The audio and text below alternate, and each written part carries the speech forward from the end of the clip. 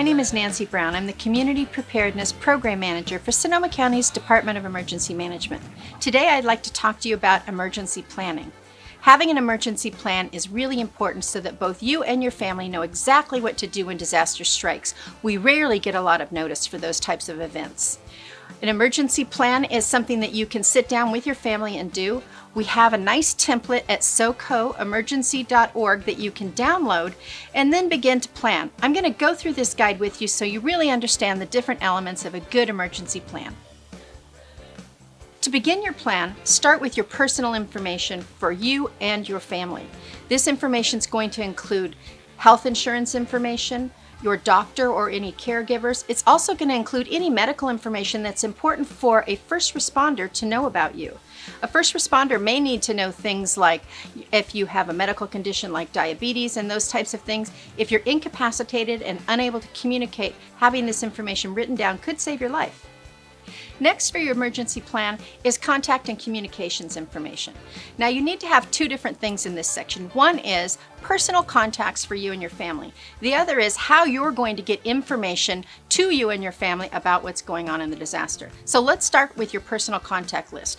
You need to have both local and out-of-state contacts on this list. You need to make sure that those people know that they're contacts also. That's really important because they need to be ready to answer the phone in case of an emergency.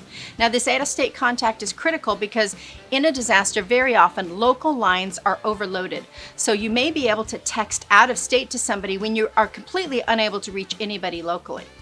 The other thing, of course, is how are you going to get information about the disaster? So this could include, of course, socoemergency.org, where all of the county emergency alert information is placed. It could also include which radio stations or television stations you might want to listen to on a list so that you know immediately where to turn for important news about what's happening in the community.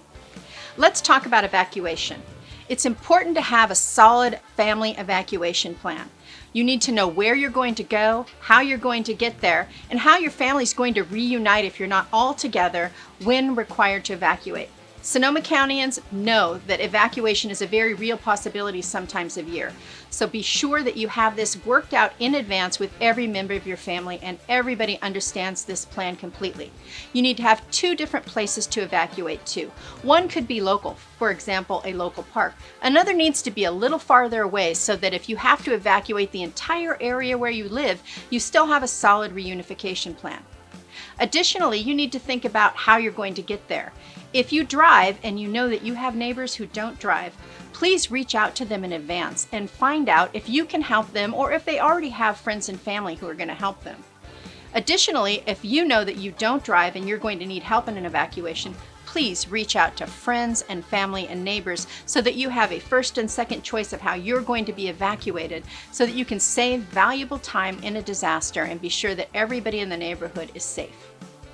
As you're evacuating, don't forget to take your go bag. It's important to have this 3 days worth of supplies with you for you and your whole family so that you can survive for the next few days. Remember, Sonoma County, be ready together.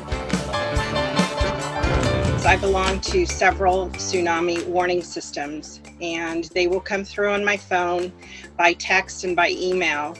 And typically with a tsunami warning, you're going to get a few hours ahead of the warning. And as soon as you see the warning come through, that is the most important time to take a deep breath and think about what I have to do. Grab the things that are important to you. I grab my go bag and I grab my pets. And my plan has already been put in place to where we're all going to meet, where we're going to go, and how we're going to get there.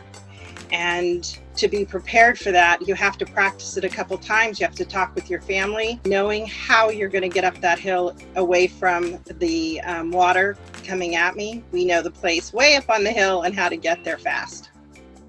You know, think about planning as you plan for yourself. Grab those same type of supplies for your pets.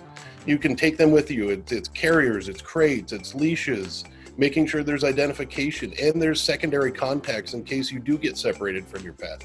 And make those contacts out of the area as well so that there is somebody that we can reach out to and be able to reunite you with your pet. I started thinking about who in our neighborhood can't evacuate themselves. Does anyone in our neighborhood know if there's elderly person disabled persons who just can't do it on their own.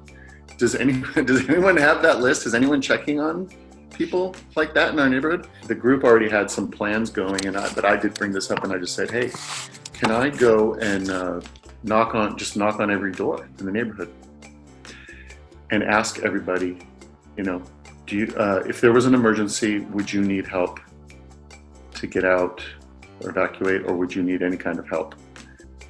On the TV, it came out that the creeks in Santa Rosa were over flooding.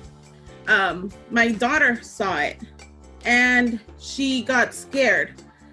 When I came into the house, I see all 3 kids at the door in clothing with shoes and jackets ready to leave the house. And I say, what's going on? What happened? And she said, Mama, I saw on TV that the creeks are flooding. And we live near one. So I had to get my brothers ready to tell you guys we need to leave because the rivers and the creeks are flooding. It gave me a sense of security, knowing that going to those events has helped them be prepared by them. If for any case they were to be alone, it showed them how to be ready in case of an event. A really important part of evacuation planning, and also keeping your pets safe if they're sheltering in place at home, is ID. Animal ID will help keep your pets safe, and it'll help you reunite with your animal when everything is over. Check and make sure that your pets, your horses, and all your other animals have all the identification that you can possibly provide for them.